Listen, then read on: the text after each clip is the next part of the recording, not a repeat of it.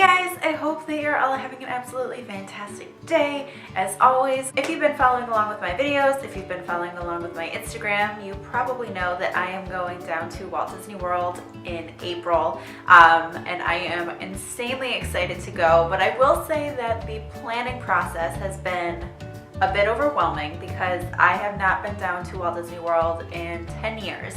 In fact, it'll be almost exactly 10 years by the time we go down there, and things were so different as far as how you book your fast passes, that fast passes are even actually a thing. Like there's just so many different things that have changed. So I wanted to break down some stuff that I did that made my life a little bit easier when I'm booking this trip, and pass on some tips and tricks to you guys to make your planning process hopefully go smoothly, easily. So please give this video a thumbs up if you find this stuff to be helpful, and please subscribe to this channel because I'll be talking a lot more about Disney World in the next couple months. Of course, because I have to do a recap of my trip. I'm sure I will be doing a haul because I anticipate buying a lot of stuff. We're gonna get into some planning stuff. All right, so we are going to break this down into a couple different categories. So the first category that I have here is to do your research. I think that this is probably the most important step of all of them because this will kind of dictate how the rest of your planning experience is going to go. So the first thing that I would say is to figure out how flexible you are as far as what time of year you're planning on going down there for. Obviously, if you're going down there for something specific like Christmas or Thanksgiving or Halloween or any of the other holiday type events that they have down there, you're not going to be able to be as flexible. But odds are you probably already know what you're in for crowd-wise because all of these events tend to become crazy crowded. So you probably know that already. But if you are flexible as far as what time of year you're able to go down, then really get in there at times when there's not going to be a crowd at all. I think that January is an amazing time to go down there if you're able to swing it. People are going to be going down there for the holidays, not so much for after the holidays, right? And people are still trying to recover from just the holidays in general, from spending all this money on Christmas and, you know, all of the running around that you might be doing for Christmas. Just do your research on what other times of year is usually a little less crowded if you're able to. Obviously, the most crowded times of year are going to be the summertime when everyone is off from school. You're able to have an open door to take a vacation down there whenever you want to. Definitely do your research on what time of year is not as busy. So on top of that, you're also going to want to figure out where you want to stay. Do you want to stay on property or do you want to stay off property? Both have their advantages. I would say that off property is going to be a lot more affordable for you. There are a couple drawbacks to not staying on property, which we will get into a little bit later. But if you are staying on property, then everything is kind of there for you. You know, it's a lot easier, but it's going to be a little bit more expensive. Granted, they do have several different tiers of hotels. They have their value resorts, they have their moderate, and they have their deluxe. I would definitely, in my personal opinion, lean more toward staying at Disney World. I just think it also lends itself more to being in the whole Walt Disney World experience. I will say also though that there are hotels over in Disney Springs area that are Holiday Inn, Best Western, your standard chain hotels that have officially become on-property Disney resorts, hotels. On-property Disney hotels. So they do include the transportation to and from the hotel via the actual official Disney buses. So that is a huge thing. Again, granted, it's still going to be a Holiday Inn, which means that it's going to be less expensive than some of the other resorts that you can choose from, but it is still on Disney property. It is still in Orlando. So it is still going to be more expensive than some Holiday Inn in the middle of the mountains in Pennsylvania. You know what I mean? So you're still going to be spending money, but I think that that's just something that you anticipate when you're going down to Disney World. So then you're also going to want to think about all of the add-on options that you can get when you are booking your trip. Do you want to have a meal plan? Now, a meal plan is going to be insanely beneficial for some people and not beneficial at all for others. I don't necessarily want a meal plan because I don't know how much I'm going to really be eating as far as like actual meals. We have a couple different reservations, but I don't anticipate actually sitting down every single day for breakfast, for lunch, for dinner. I know that there are a lot of snack foods that I am far more excited to try than actual sit-down meals. So for me and for my family, that wasn't necessarily a good option for us, but it might be a great option for you because maybe you just want to make sure that you have everything paid for up front. You don't want to have to worry about really anything outside of merchandise. You want to know that everything is taken care of, everything is paid for. You are a very structured person. You know that you are going to eat your breakfast, lunch, and dinner and your snack. You just want everything to just be done, out of the way, paid for. I don't want to have to deal with it anymore. And that's great. I will say there is a point during the year, I want to say it's like maybe May, starting in May, maybe booking your trip starting in May, that you get a free meal plan. That's a no-brainer, obviously. So go ahead and do that. I mean, why not take a free meal plan? Why not take free food? That is going to save you so much money. So again, if you're able to take a trip during that period, do it because that will be amazing. Another option to weigh is the photo pass.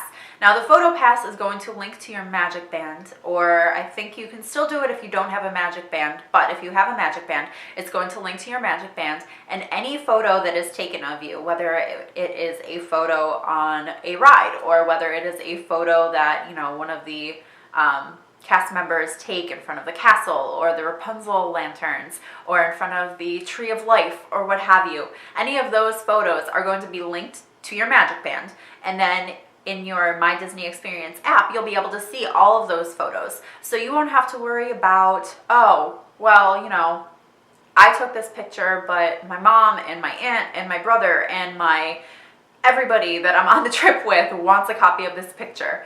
So then you have to send it out to everyone. Instead, you can just have everyone logged into the My Disney Experience app. Everyone will be able to see all of those photos and save them as they want to save them, which I think is an amazing, amazing tool.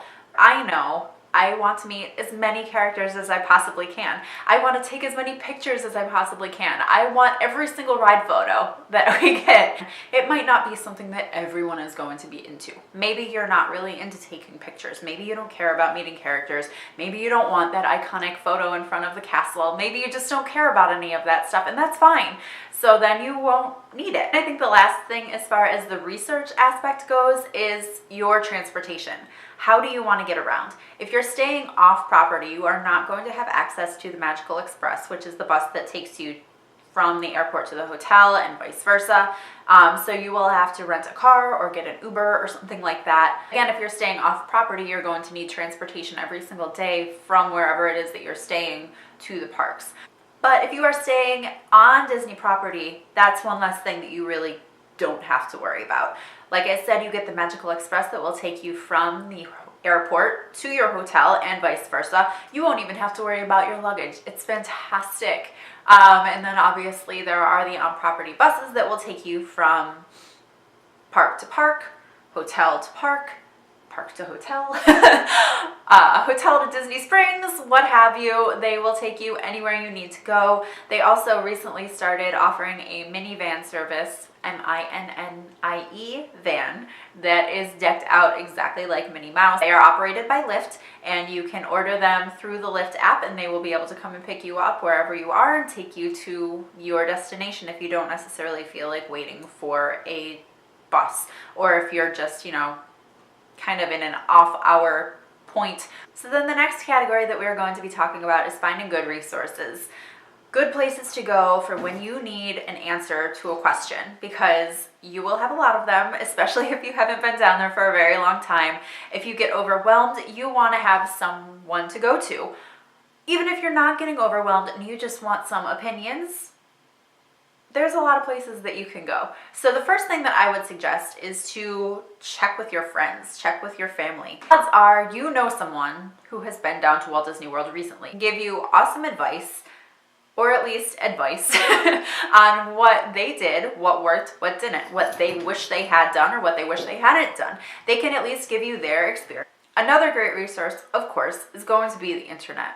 There are thousands of different places where you can go for resources on the internet. Just search for whatever question you have and you're going to find an answer. As obscure as it might be, you're going to find an answer. There's going to be YouTube channels, there's going to be blogs, there's going to be podcasts. And then if you like whatever it is that you found, your podcast, your blog, your YouTube channel, if you like them and you see that they have a ton of videos about planning a Disney World trip or just about Disney World in general, watch them all, read all the posts, listen to all the episodes, whatever it is that you need to do just to get a broad perspective on different things. As far as suggestions that I can give, I will link down to in the description box below. A blog and a YouTube channel that I would really recommend is the Disney Foods blog. This is obviously geared at the Disney Foods, at the various restaurants, the different offerings, the quick service, like everything. They cover everything. If you go on their website, they have a review on pretty much every single restaurant, food item, whatever you can think of on that website. So it is a fantastic resource if you're trying to figure out where you want to go for your meals. They also have a YouTube channel where they do go over a lot of stuff that has to do with food, obviously, but they also have a lot of great videos for just random tips and things that maybe you hadn't thought about as far as planning your Disney trip. So I would definitely suggest head on over to their blog, head over to their YouTube channel, and see what resources that you can find there. As far as podcasts go, my absolute hands down favorite podcast that I listen to, period, end of discussion, is a podcast called The Mad Chatters. They are a Disney podcast specifically focused on Walt Disney World. They talk about so much. And I can't even begin to express to you how much simpler they have made this process for me. Just having them as a resource, just to listen to the episodes, to go back in their library and listen to older episodes that I know that I've heard before, but just to kind of freshen up on things. They're always available to answer questions on their social media accounts. They're always available to answer questions via email. They are so incredible at breaking things down so that you understand a lot of the stuff. They have some great episodes that go over the entire My Disney experience. I think that's what it's called, the My Disney Experience app, as well as some fast pass tips and other things that you need to know as far as utilizing that app. And so they have some episodes that are like a do this, not that kind of thing. So if you have a short period of time when you're down at the parks, they really tell you like, okay, these are the things that you have to do. These are the things that you can skip. So I will link their website down below. They are just such a fun, enjoyable, positive podcast. I can't recommend that podcast enough. Truly, I can't. And I would have to think that an obvious resource would be calling Walt Disney World. Call them. Seriously. They are there to help you, regardless of whether you are actually calling to book a vacation or whether you just need a little bit of clarification. So if you really kind of want to just one-stop shop, all of your questions answered, make a list, call them. They will be happy to help you. And I don't think that I've ever had to wait more than maybe 20 minutes. So now you've done your research, you have your resources, you are ready to book your trip, which is so exciting. So before you even have to do anything, before you even decide where you're going to book your trip, know this: you do not have to pay for your trip completely up front. They require a $200 deposit on your trip, and then they require your trip to be paid in full by 30 days out from the first day of your trip. Your next decision is going to be, do you want to go through and book the trip yourself, or do you want to use a resource such as a travel agent? If you're someone that's easily swayed and easily talked into things, then maybe you just want to book your trip online. You don't have to deal with anyone trying to upsell you into something that maybe you can't afford. If you would rather have someone else do it for you, then of course, again, you can call the Walt Disney World number. They will do it for you. Or you can go to a travel agent, or in our case, we actually went to AAA. My mom happens to be a member of AAA, so they have a travel agency not too far from my mom's house. So we went there and we booked everything through AAA. There are no discounts to the Disney World Resort. They have access to all of the exact same promotions as anyone else would, as if you were to go online or as if you were to call the Walt Disney World Resort phone number. It's just a matter of going somewhere and having someone to sit down with and talk through all of the different options with you, and just have someone to kind of take care of some of the more basic aspects of your trip, like booking the room, booking your tickets, booking your Magical Express, taking care of any add-ons that you want to do. We'll take care of all of that.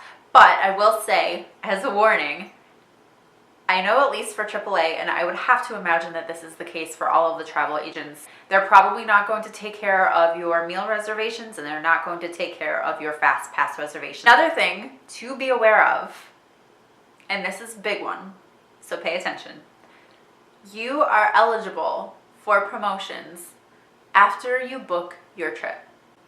So, for instance, we booked our trip in September or October. I called Disney and said, hey, you know, I'm not seeing anything on the website or anywhere about any promotions. We're looking to go down in April. I don't see anything. Are you able to tell me anything? And the woman that I spoke to said no, but this is the important part.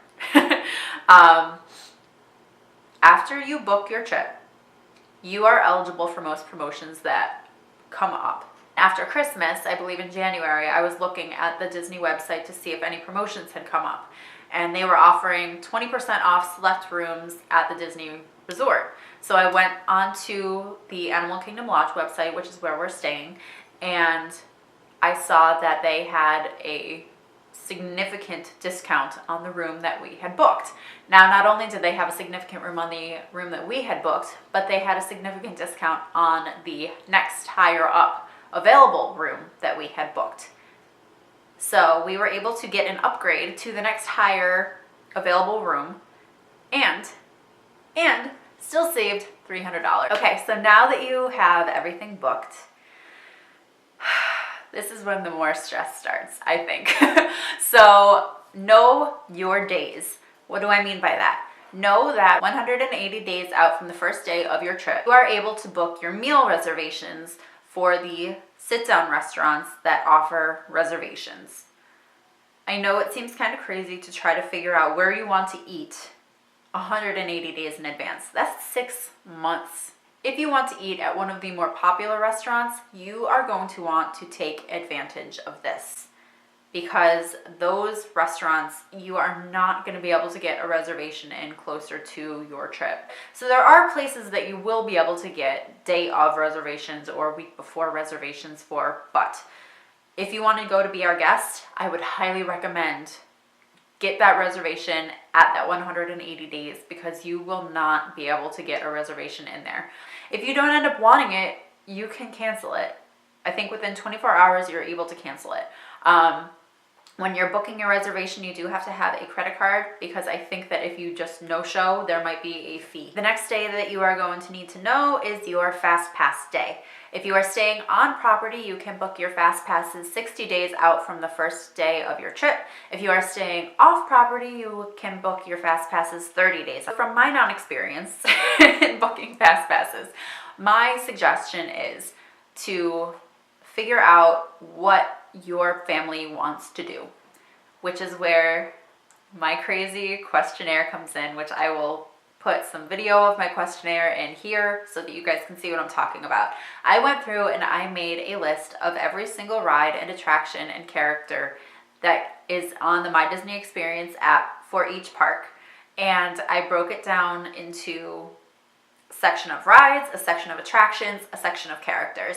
And I gave a copy of the questionnaire to my mom and my aunt. I filled one out myself, and I just wanted to know what everyone's top 3 attractions, top 3 rides, and top 3 character meet and greets, which really only applied to me because I'm apparently the only one that cares. I wanted to get an idea of what everyone wanted to do so that when I went to go make our fast pass reservations, I knew that I was going to be hitting all of the spots that everyone wanted. And the last thing to know is just any supplementary experiences that you guys want to book that are outside of the just general ticketed experiences that you can have when you go into the parks. So things that I'm talking about are any tours that you may want to take. I know that they have all sorts of behind the scenes tours in all of the parks. These experiences do cost extra money. All of these can be booked. I think you have to call. I don't think that you're able to book them online. You do have to call the, I think it's like the tour number or something, but there's tons of different experiences that you can do that do cost a little bit of extra money, but depending on how into everything you are,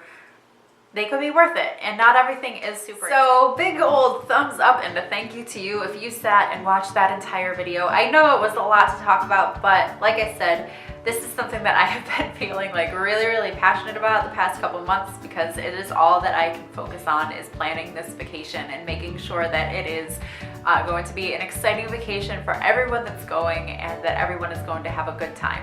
So I hope that you enjoyed these tips and tricks. I hope that they helped you. If you have any tips and tricks that you would like to share with me and with your fellow subscribers / viewers, then please feel free to share them down in the comments below. I would love to know. I don't think that you can ever learn too much about booking a Walt Disney World trip. It is endlessly fascinating to me, all the different things that you can do, and you just learn more and more the more you research. Obviously, it's how that works. But yeah, I think that's everything.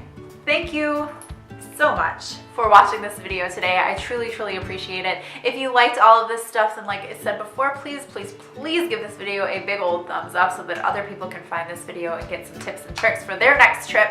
And of course, please feel free to subscribe to this channel for all sorts of Disney and other geeky goodness. I come to you every Monday and Thursday with a new video, so it will be popping up in your subscription feed if you are subscribed. So thank you so much for coming and hanging out with me for a little bit today, and I will see you in my next video. Bye guys!